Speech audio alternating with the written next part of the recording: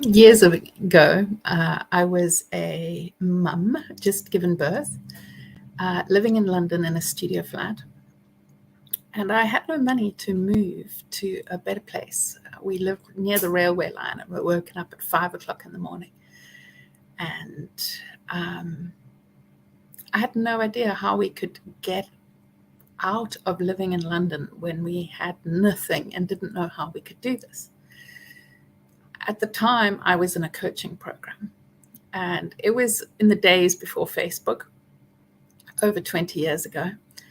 And it was with John Fogg, was the trainer.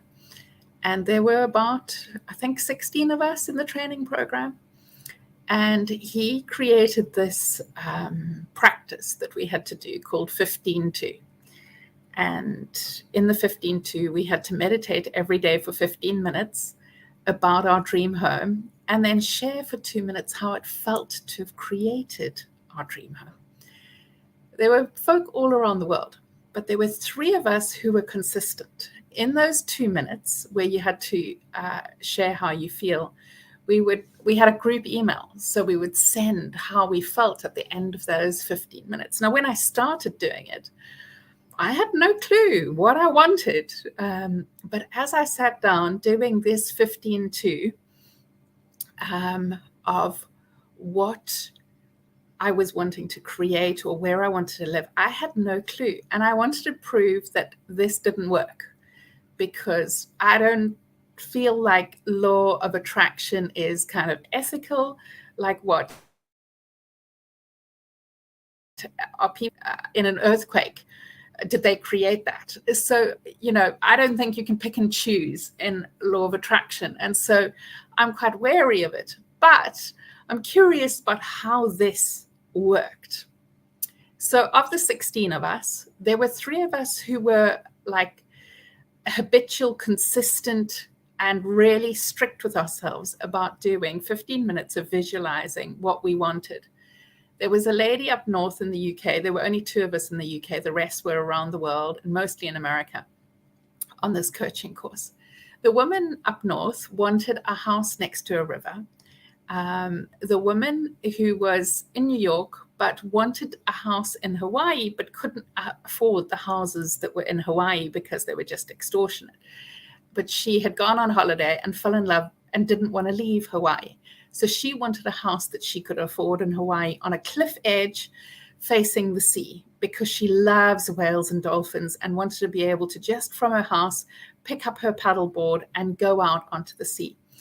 And I was in London with this train literally on our back garden going at 5 o'clock, and many times all through the day, with a tiny baby. And I wasn't working at the time because I was on maternity leave. And my kid's dad was a waiter. He didn't have any money. So I had no idea how we'd even afford a deposit for a house.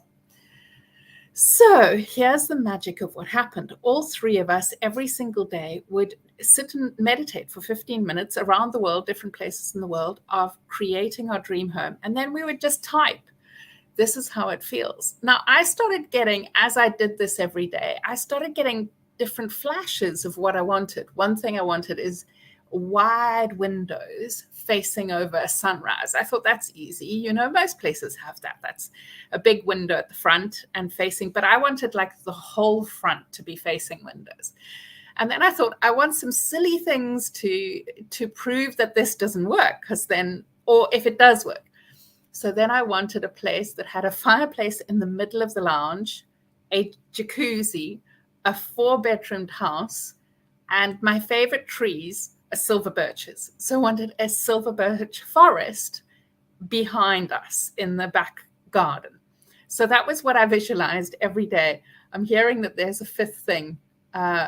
Yeah. Oh, yes, I wanted it at the top of a hill to be able to look over a valley.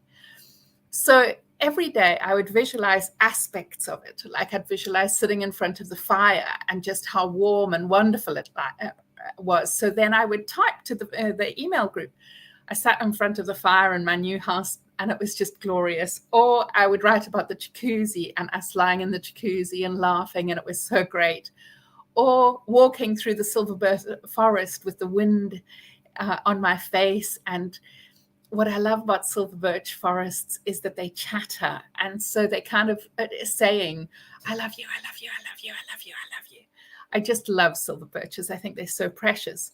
So, and then other times I would write about the sunrise or sunset. I didn't care which, but I just wanted to be able to see the magic around me. And so I would visualize this.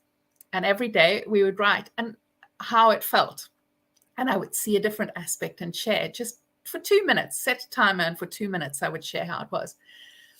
And these other couple did it as well. These two other ladies did it with me. And I said to my partner at the time that I want to consistently do this, because he said, my job is to work, your job is to find us a way to move out of London so we can bring up our kids in the countryside. And every day, that was my job, was to do the 15 minutes, because I was on maternity leave.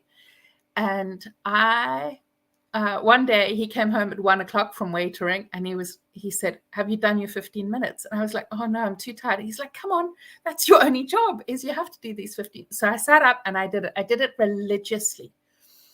Here is what is fascinating in doing this, is that you need to listen to your intuition, because he came home one day, really bizarrely, saying he wanted to go and see an ex-girlfriend who he had had a relationship with that I felt very uncomfortable with. Like my spidery senses were not very comfortable with her.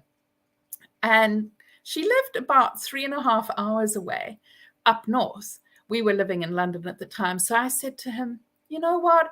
I think I need to come with you. And he said, no, I just want to go and see her on my own. And I thought that he was starting an affair. So I didn't want that to happen. So I said, you know what? Drive me up halfway and I'll go and visit my friends halfway. When we were with my friends, I really loved them. And I said, I wish I lived closer. Or they said to me, we wish you lived here. They worked at this college for special needs children. And they said to me, I bet you could get yourself a job here with your work in psychology and everything. And so I said, well, speak to the director and see. My ex came back, picked me up, took me back to London. A few days later, I got a call from the director saying, could I come and be the psychologist at the organization? And I said, I've just had a baby. I don't want to be doing that. And they said, what about being a house parent? Kind of like fostering. So we would live in a house and foster. And they said it comes with a house. And in fact, our house parents have just left. You can come back later in the week and see the house. They took me to the house. It was a 4-bedroom house with a fireplace in the middle of the lounge, big glass windows at the front, silver birch forest at the back, and a jacuzzi. It was utterly crazy. So from the start of me doing that to us moving in was about a month. It was unbelievable. And we didn't have to pay any deposit. And it was a 4-bedroom house. So we got 3 kids with special needs. And it was my dream to always foster. So it was fulfilling a dream of mine that was incredible. And the other 2 ladies who did it, so of the 16 of us, there were only 3 of us who were consistent every day. Sheila got her dream house, which was on the river. And she just, it just came on the market and she got it straight away. Then Marcy, who now lives in Maui, and we call her Marcy from Maui, she lived in New York. And she said to her husband, I want to move to Hawaii, but they couldn't afford any houses there.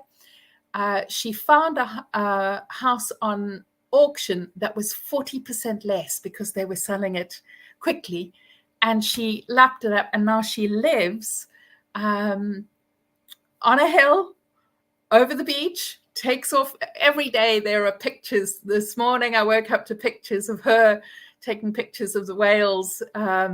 And sometimes they come out, she swims with the dolphins. She's just in utter heaven. This was her dream.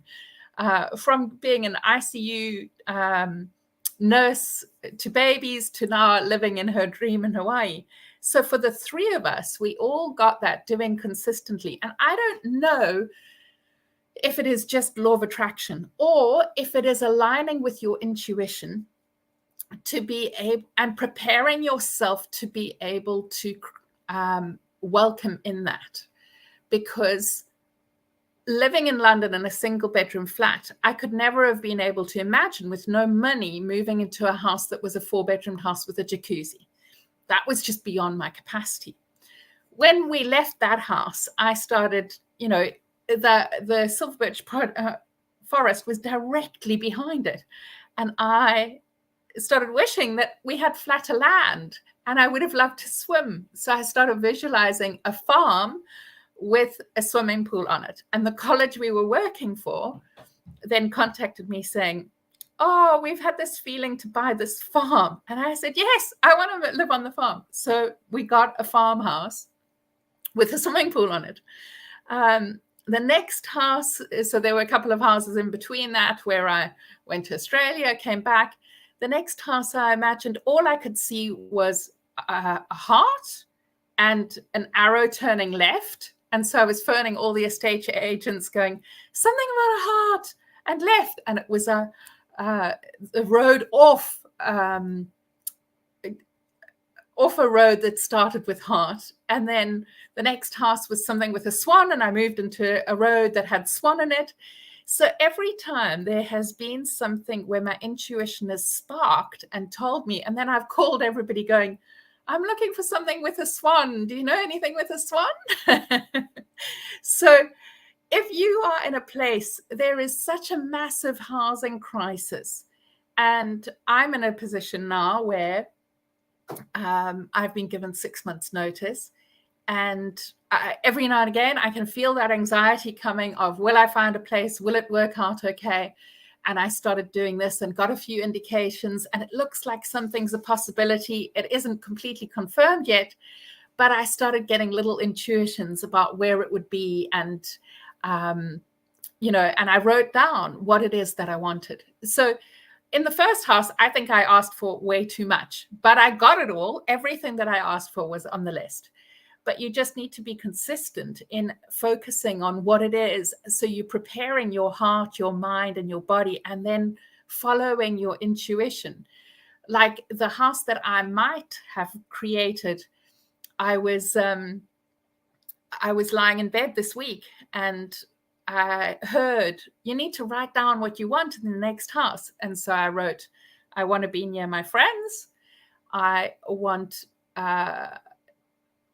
a house that has got 3 or 4 rooms. If it's got 3 rooms, it needs a study.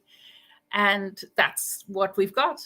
And my daughter wanted a utility room. In many of the houses in the UK, they don't have external utility rooms. And she said that was one of her wishes, that it has a utility room, because she doesn't like the washing machine in the kitchen. And the house that we live in now has 1 toilet, and we hate it. So I also said I wanted 2 bathrooms, and this new house has that. And here's what is funny about following my intuition. I wanted to order Deliveroo because I'm a hermit. But my son was coming home, and I thought I can just ask him to go. I don't need Deliveroo. And I kept hearing, order Deliveroo, order Deliveroo. I was like, I don't need Deliveroo. I can just get my son to shop. Finally, I listened to my intuition. I ordered it, and I heard, you need to order that food. And it was some sort of meat dish with cheese, and my son doesn't eat cheese. And so I ordered the vegetarian one, and I kept going, I bet that meat one is going to come. And so I thought, I'm not going to order it, because otherwise I just have to take it back. And my intuition, I went to the checkout, I did everything. My intuition said, you need to order that. You need to order that. So I went back and I ordered it. I said, I know they're going to deliver the wrong one. I can feel it in my heart. Sure as hell, the delivery came and they'd sent the wrong dish. I checked the receipt. I was like, I did order the one that I would eat. And so I thought of contacting a single mum here. And I thought, no, that's not the right person. I thought of putting it in a mum's group. I heard, no, that's not the right person. And then I thought of this other single mum. And I was like, yes, let me offer to give it to her. She came around and said, hey, I am moving in a few months. And I was like, oh my goodness, can I get the name of your landlord? Because I'd like to move in. And it was exactly where my intuition was saying I would move to.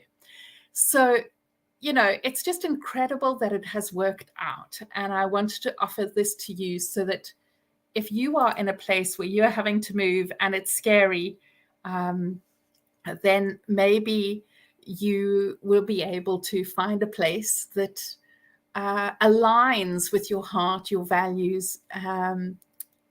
So I want to say, get clear on what you want, visualize what you want every day, see how it makes you feel, tune into those feelings and write down those feelings every day, and then follow any signs that you have from your intuition of where it's telling you to go, what it's telling you to do, and trust that, even if they seem really weird, like order Deliveroo, order this thing, even though you're going to get the wrong thing, and keep trusting yourself so that you can honor that intuitive spark in you to guide you to where you need to go.